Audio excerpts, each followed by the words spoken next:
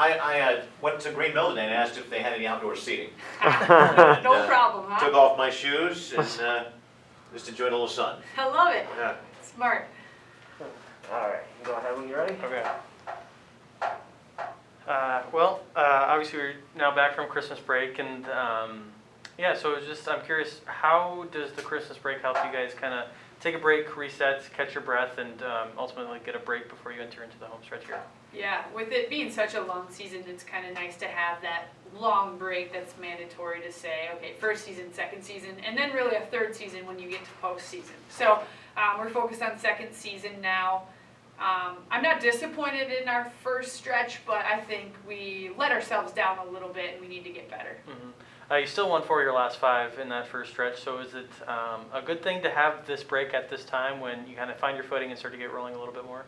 Yeah, I think so. There's just enough things that I needed to reevaluate over break based on how people are playing us in different lineups. So it was nice for me to have time to do that with my staff, and nice for the women just to take a break and then recharge and get excited again to go compete. Yeah, I won't ask you to reveal all of your secrets for everybody, but yeah, just what did you learn over that break, and reevaluating things like that? Just what have you taken from that time?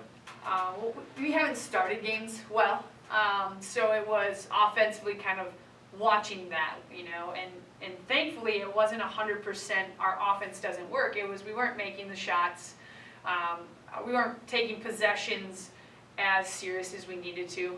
Potentially, and then sometimes the stops we weren't getting were tough shots and things like that. So we don't have to reinvent the wheel, but we just have to kind of grow up and mature and really take care of possessions on either side of the ball is my big focus in the practices this week as well.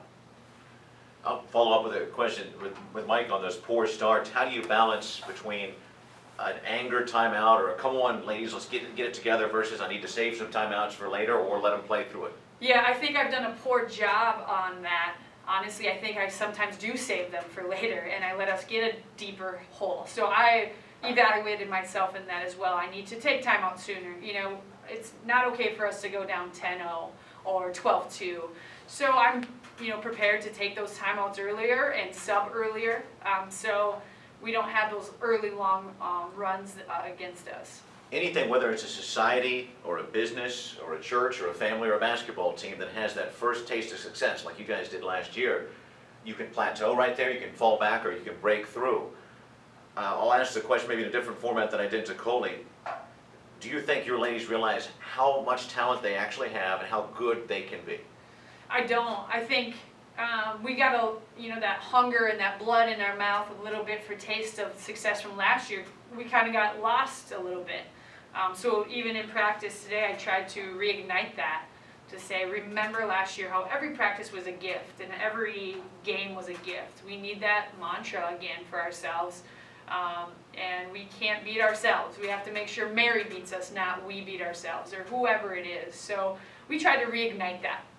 I know how competitive you are. I know how laser focused Erica is. Of course, Jamie's not with us right now. Who are the ladies on the team that need to set that tone? All the cliches out there. It's business time, it's game face, but that competitive fire so that we don't get those slow starts, and also we realize how, you guys, so I get fired up myself, how good you can be. Yeah, I think it starts with whoever I start, right? So those 5 that are expected to give us our best step forward need to, really take that to heart and say we have to set the tone right here on both ends. And that's where I choose who starts, and I choose what we run when we do start, and I choose how we defend. So I put it on myself, but I'm not a cheerleader. So I need them, whoever's in there, but particularly that starting lineup, to make sure they are taking that seriously and then putting, a punch out there right away. And last question, basketball is a very long season up here. It's very cold. There could be frustrations. There's ups and downs. You got a big roster. Do you anticipate everybody sticking with you, or maybe some folks are going to say, hey, you know what, maybe it's not for me in terms of, it's tough to go to, I was the last guy on the bench in high school. I know how difficult that can be.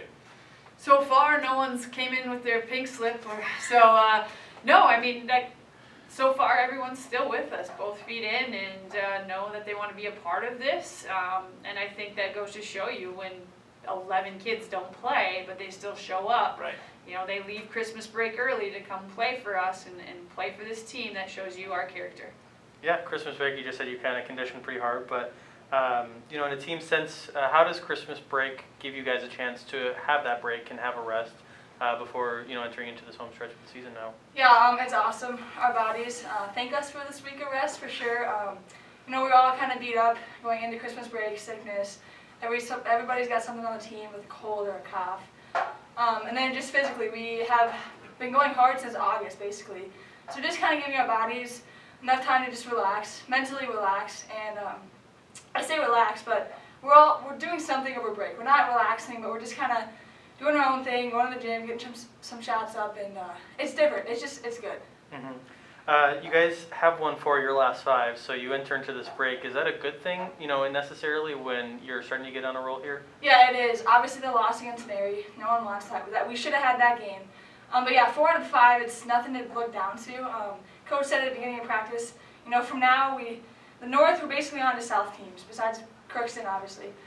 So going into the South teams, we have to go with the mindset of we're going to win every game, and we need to be the better team. So just looking ahead, we have to be confident in ourselves, confident in our team.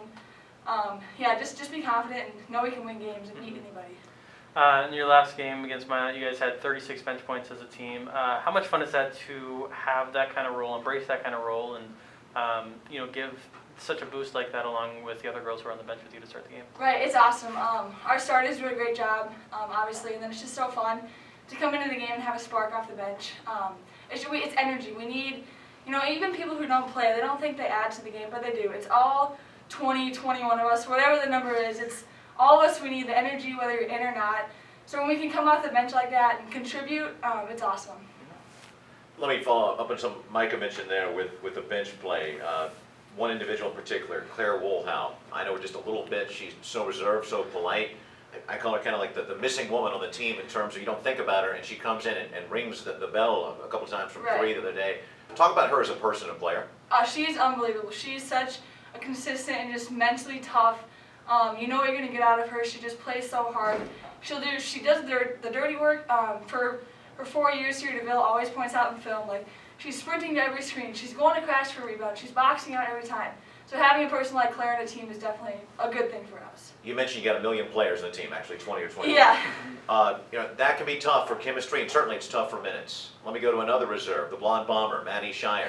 She's coming down from D1. She could have a princess attitude, and she doesn't appear to have that. For sure. And comes off the bench. Talk about her as a player and a person. She's awesome, especially coming in from a D1. She has that D1 experience, and bringing it into a Division II level, especially for us, it's huge.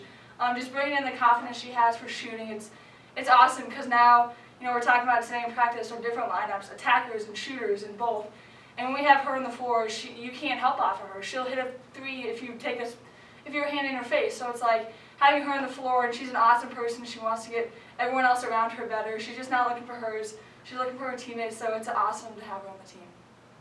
If I could critique you guys, one thing to improve on is starts. You might have 6 conference wins if you'd started better. For sure. Who is the most competitive player on the team, or some of the ladies who can light that fire early so that you guys don't come out flat, for lack of a better word? Right. I don't know if I can pinpoint 1 or 2 people. Honestly, I think we all have it. It's just a matter of who has it more that game. And we all need to have the same amount of competitive edge so we don't have that start. And honestly, all 5 starters, I wouldn't say they're not having that competitive edge. We just need to go in there and win as a team. We know it. We know what we all can do individually. Putting it together, when we put it together, no one can beat us. The starts, we just haven't figured it out quite yet. So now moving forward, that's going to be a huge difference if we can put that 5 together in the first 5 minutes. I love what you just said about believing no one can beat us. And again, who am I? I'm just some radio guy.